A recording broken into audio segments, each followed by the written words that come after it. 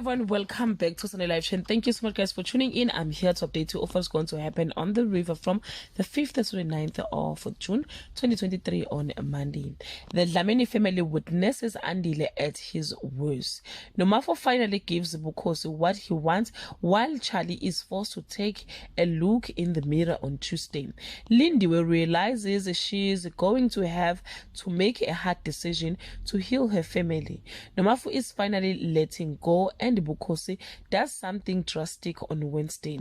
Bukhosi makes a big decision that rocks the family. A desperate Lindiwe issues an ultimatum on Thursday. Bukhosi and Nomafu blow out the candle while Andile's fears and emotion take full control of him on Friday. Cobra refuses to accept that not men are all the same. Nomafu tried to come to terms with her new reality. Well guys, this is all I have for today. You can leave your comment below and share your opinion. Bye.